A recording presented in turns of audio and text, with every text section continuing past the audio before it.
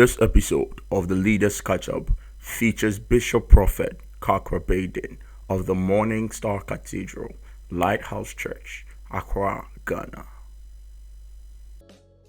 Once we cross these two things, it means we have the right material. But if you don't have the right material, like I said, there is nothing you can do. You cannot make cake when you don't have flour, you don't have the ingredients. If all you have is cement, there's no way you can make it. The right materials is critical. The third thing I want to say is the structure of churches. Whether a church will grow or not will depend on the structure. For example, the bone structure of an ant is so small that an ant cannot grow into, let's say, the size of a dog because of its bone structure. The bone structure of an animal is huge, of an elephant is huge.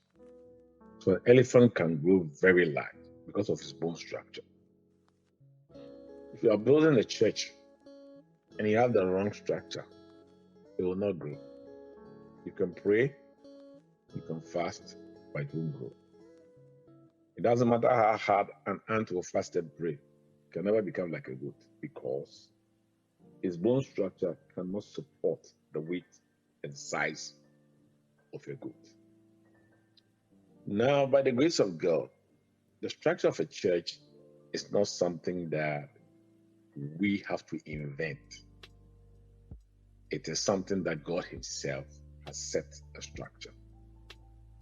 And the best way to follow or to be successful is to follow the structure that God has set. Very important. Sometimes we can set aside that structure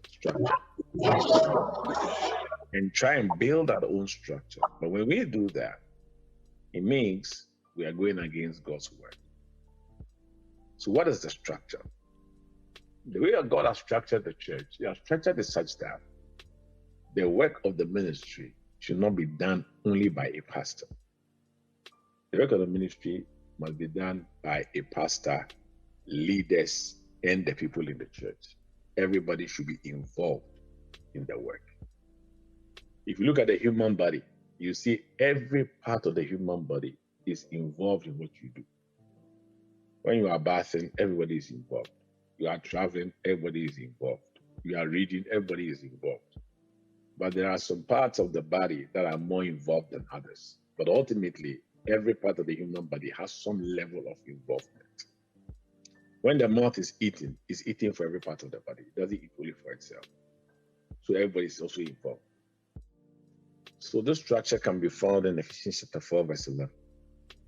It says, He gave some apostles, prophets, evangelists, pastors, and teachers. These are what we call the ministry gifts in the church. So He says God gave them to churches. So God has put these people in churches. Right. For what reason?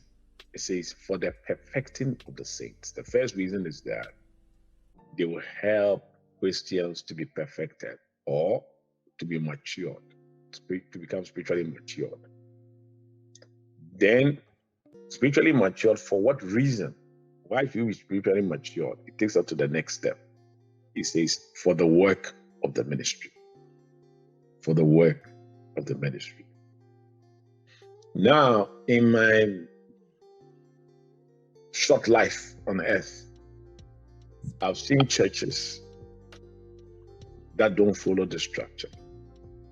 This structure is not something that we dreamt of. It's written in the Bible. So sometimes you can build a church out of sensationalism. You can try and build a church out of music.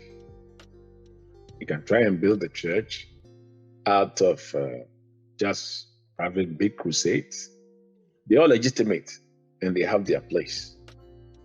But whatever we do must rest on this basic structure, which is all of us must contribute to God's work. When you have that mind as a leader, what is going to happen is that anytime you go to church, this idea will be in your mind. So assuming you are in the, let's say, ushering department, I use that department because it's quite visible in the church, or singing department, you will be looking out for other people to come and help you and join you in this ushering department. Somebody will say, how many ushers can we have? Good question.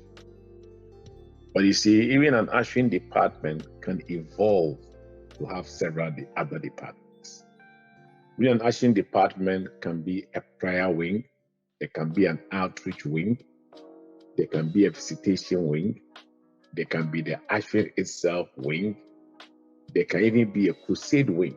So even within any simple activity in the church, that same activity can have other components, so that not everybody can be an usher, but the aim of the whole thing is to get everybody as involved as possible. So even within a choir, you can have the same thing. You can have an outreach wing, you can have a visitation wing, you can have a prayer wing. So you can see that it's a choir, but not everybody sings, because practically speaking, not everybody would like to sing. So some people can join the choir. Their job is to pray for the choir, so that when they minister well. People also can join the choir. Their job is to do outreach, because in the choir, everybody is supposed to do outreach. So there is a basic, I would say, activity that, irrespective of which department you are in, and that activity is soul winning and outreach.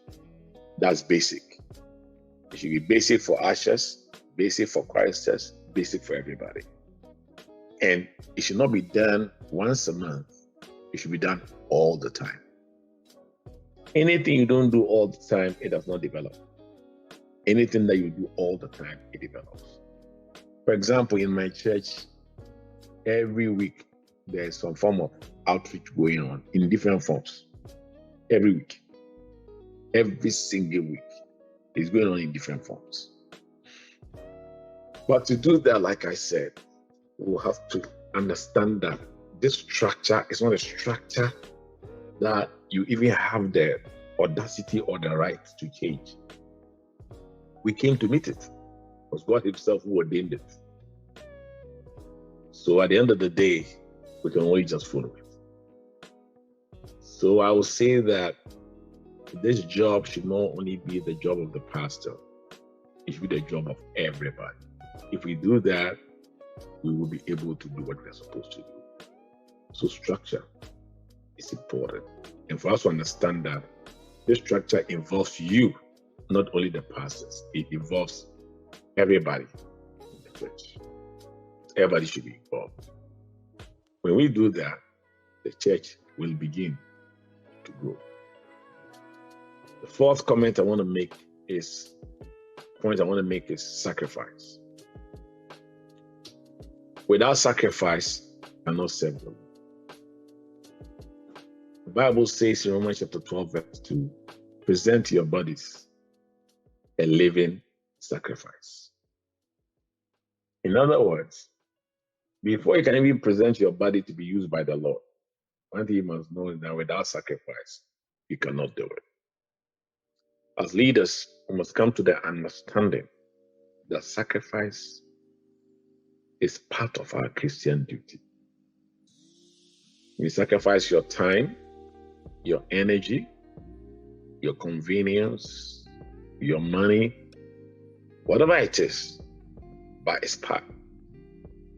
I mean, can you imagine sacrifices that Peter made when he had to follow Jesus? Jesus will place a great demand on you to make sacrifices. Once he told them, "I'm going and sell everything and come and follow me," that's great sacrifice. Jesus was very radical. So at the end of the day, in John chapter 12, verse 24, the Bible says, "Except a corn of wheat falls into the ground and dies, it abides alone. But when it dies, it brings forth much fruit. Death brings forth much fruit. And death is that sacrifice. For you to make a corn farm, you will have to sacrifice the corn that you have to be able to have more. For you to make more money, you have to sacrifice the money that you have and invest for you to have more. Same. So if we have leaders who are unwilling and unable to sacrifice, I'm telling you, you cannot do God's work. There'll be a sacrifice of your time, your energy, your convenience, your money, but that's Christian duty. So if you read the Old Testament, it is full of sacrifices. Every morning there was a sacrifice. Every evening there was a sacrifice. Because the morning sacrifice and the evening sacrifice. So without sacrifice, we cannot do God's work. So basically, these are the introductory remarks I want to make. And I think I want to go into the question and answer about the work of God. I think that's what we are talking about, because I'm talking to leaders and also about leadership. So I would like to hand over to Pastor John to take us through, or I will say, moderate in this second session of our meeting tonight. Pastor John. Thank you very much, Bishop. Thank you so much. Let's get straight into the questions. Let me get it up. I think the first question, Bishop, is as a church planter, what are some essential elements I should follow to plant a church in an urban area?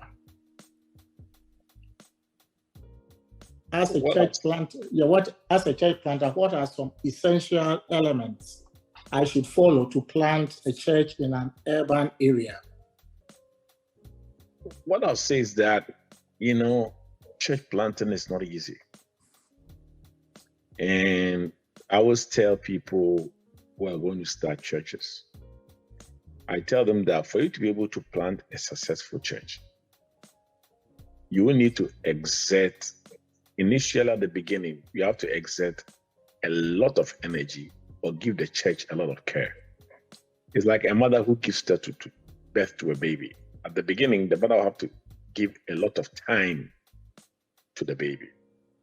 So for example, if you're planting a church, I believe about 4 days of the week, you must be doing something towards the building of that church. Because it's a baby. It needs your time and it needs your attention. When the church grows, you may not have to exert that 4 days a week. But when it is small, you will need to. I remember when I started pastoring, I was visiting my people and following the map and witnessing virtually 7 days a week. Virtually 7 days a week. Without that level of intensity, the church cannot lift. Do you know that if you spread out your arms and if only you can run at a very fast speed against the wind, the faster you run, your body will lift up into the air. That's what makes a plane fly. A plane flies because the speed at which it travels on the runway is so fast that as it is pushing the air in the law of lift, now the air itself begins to push back on the plane, and then the plane begins to rise. But when the plane reaches a certain level, you realize that the plane relaxes, and this time it's just lying on the clouds and it's going. From my experience, I realized that many people don't put in that initial required energy. So what happens is that they start a group or a church, or they are supposed to manage some kind of group in the church. The energy level is so low that the thing never lifts. And it looks as if it cannot lift. It can, but the speed is too low. So you will need a lot of energy. So I always tell our missionaries, When they go to different countries, I tell them, listen, you are a missionary, that's why you are there. Do this work 7 days a week. If you do it 7 days a week, I assure you by the end of the year, you'll be flying. If you relax, you do it once or twice a week, or once a week, or leisurely, 15 years will pass, you will still be working. So a plane that refuses to run very fast will just have to be on the ground till it reaches Ghana. But the plane that wants to fly, it needs a lot of energy and speed. And when it does that, it will soon be airborne. So I would say that if you really mean business, whether forming a choir or ministry or whatever, the energy that is required at the beginning, if you don't push it inside, it will look as if the thing doesn't work. It works, but your energy is too low. Thank you, Bishop. So there we have it. It requires a lot of intensive effort 24/7 if we are starting the church. And I think it goes for all churches that have stalled or stagnated. I think it goes for all of us. So thank you, Bishop, very much. The next question is this: how do you deal with a situation where in a church, the members and leaders are not very committed to the growth of the church? What you have to do is that you have to look for new leadership for the church. Basically, younger people. You know, younger people have a lot of energy and zeal. Older people, they don't. So sometimes when you're in the church, you are with older people. Maybe they have marital problems, maybe the issues of life. So naturally, they've lost a certain aggression. Sometimes you can waste your time trying to revive these people. Nothing will happen. What you have to do is that you have to find out what they can do. And whatever they can do, you work with them at that level. They are still useful, but maybe this is what they can do. Then you have to develop new leadership, new people who can do what you want them to do by virtue of the fact that they are available, they are willing, and they have the capacity. So Jesus said, when you go to a house, they receive, you stay there. If they don't receive, he says, move on. So if you go to a town, they receive, you stay there. If they don't receive, you say, move on and go to the next town. So what I'll say to you is that what I would do is I'll just develop a new breed of leadership. Because sometimes when you have an old breed of leadership and they've developed some kind of attitude and character, you cannot change it. You can spend a whole lot of energy and time trying to change, but it won't work. They'll even drain you and discourage you. So you just have to look for a new crop of leaders, young people or people who are ready and eager and zealous to run. And they themselves will revive you. But if you stay with the old people who don't want to do anything, they will discourage you, and you yourself, your fire will die. Thank you, Bishop.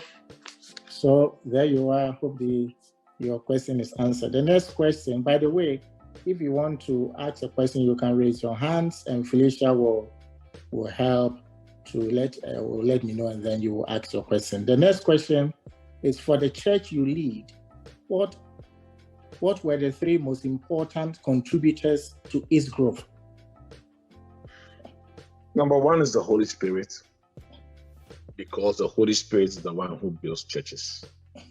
So at the end of the day,